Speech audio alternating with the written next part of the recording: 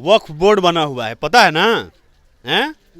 हिंदुओं के पास तो ऐसी कोई संस्था है नहीं, लेकिन आपके लिए वक्फ बोर्ड है। इतनी संपत्ति है कि उससे आप लोग का तो भला हो सकता है, तो वक्फ बोर्ड आप लोग का भला नहीं कर रहा है। वक्फ बोर्ड में तो एक मेंबर तक आज़ादी के बाद से नहीं बनाए गए। दुर्भाग्य है कि इन्होंने जब वक्फ बोर्ड सरकार बना रहे हैं, आप कह रहे हैं कि मेंबर नहीं बन रहे हैं। बने हुए है ही नहीं। वक्फों का पूरे भारत में आप बता दी कि पसमानदा या दलित वर्ग के एक भी लड़का को मेंबर बनाया गया है। यहाँ वक्फ बोर्ड की प्रॉपर्टी अरबों अरब है। आप लोग के लिए वक्फ बोर्ड बना हुआ है, पता है ना? हैं? हिंदुओं के पास तो ऐसी कोई संस्था है नहीं, लेकिन आपके लिए वक्फ बोर्ड है।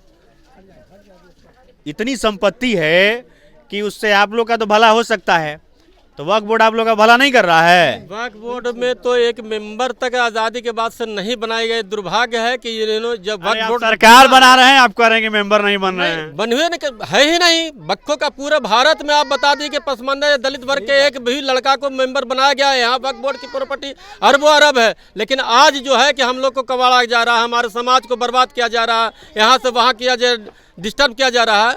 लेकिन वक्फ बोर्ड जो नया मोदी सरकार जो अमेंडमेंट बिल लेके आई, तो उस पर तो आप लोग खूब हल्ला किए कि ऐसा नहीं होना चाहिए, इस्लाम के खिलाफ है।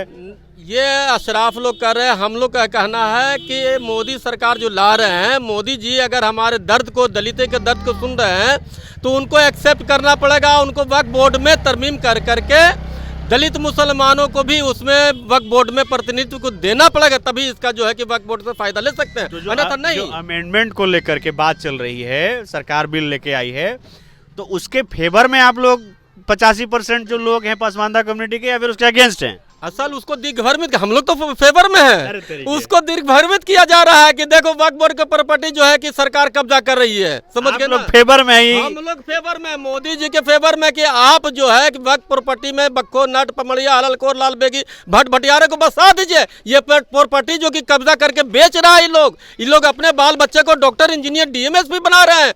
वक्फ प्रॉपर्टी में रहने का किसका अधिकार है? जो मजलूम है, जो गरीब है, जो विधवा है। आज आप देख रहे हैं इतनी बड़ी आबादी है बक्खों की, एक घर भी पूरे भारत में बता दें कि बक्खों को वक्फ प्रॉपर्टी में बताया गया है।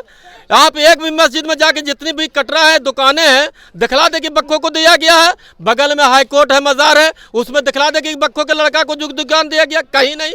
वक्फ प्रॉपर्टी आप मुसलमानों के नाम पर लिए ना, ठगबनी जी कर रहे हैं। हमें तो कोई फायदा नहीं है। इसलिए मोदी जी को तो हम धन्यवाद देते हैं कि वक्फ प्रॉपर्टी में गरीब लोगों को प्रतिनिधित्व दे। हम लोग एक्सेप्ट करेंगे, झंडा लेके जाएंगे। मोदी जी एक बार आगे बढ़ के तो देखें, हम उनका आगे कैसे ले जाते हैं वो हम जानते हैं। तो समझिए कितना झोल है मुसलमानों को लेकर के, वक्फ बोर्ड को लेकर के। क्योंकि जो बड़ा तबका है ना, जो ज़्यादातर लोग हैं, वो ये कह रहे हैं कि हमको पुराना जो वक्फ बोर्ड है हमको वो नहीं चाहिए, क्योंकि हमको तो उससे कुछ मिल ही नहीं रहा है। और जो सरकार नया अमेंडमेंट करने जा रही है, वक्फ बोर्ड जो संशोधन बिल लेकर के आई है, उसके फेवर में एक बड़ी आबादी है। इस बात को एक्सेप्ट करिए। और जो टीवी पे दिख रहा है, जो अखबारों में आप पढ़ रहे हैं, वो सब झोल है भाई। मुसलमानों को लेकर एक भ्रम फैलाया गया है, और जो चीज़ें वास्तविकता में हैं, जो ग्राउंड पर है, वो हम आपको दिखा रहे हैं कि मुसलमानों की आप स्थिति को समझिए। कितनी गरीबी है लोगों में, कितना पिछड़ापन है। ये बता रहे हैं, रियाज भाई हमको बता रहे थे कि बक्खो समाज में जो इनकी एक बड़ी आबादी है बिहार में, ये पहले व्यक्ति हैं जो ग्रेजुएट हुए थे। सही बात है ना? जी, अब सोचिए उस समाज की हालत कैसी है कि एकमात्र ये व्यक्ति हैं जो सबसे पहले ग्रेजुएट हुए। उस समाज के बारे में ये कहा जा रहा है कि वो वक्फ बोर्ड के जो सरकार संशोधन बिल लेकर के आई है उसके खिलाफ है। बिल्कुल ऐसा नहीं है। आप इस बात को समझिए, मुसलमानों के नाम पे झोल किया जा रहा है। तो ये ग्राउंड से हमने रिपोर्टिंग की है उस बड़े समुदाय के लिए, उस बड़ी कम्युनिटी के लिए जिसकी संख्या 85% है, और जो ये तय करेगा कि सरकार में कौन रहेगा कौन नहीं रहेगा। भले ही इसके नाम को लेकर के, इसके चेहरे को लेकर के लोग राजनीति कर रहे हैं, लोग अपना घर भर रहे हैं, लेकिन वास्तविकता ये है कि जो मेजॉरिटी है 85%, उसकी दीनी हालत बहुत खराब है। हम ग्राउंड पर हैं।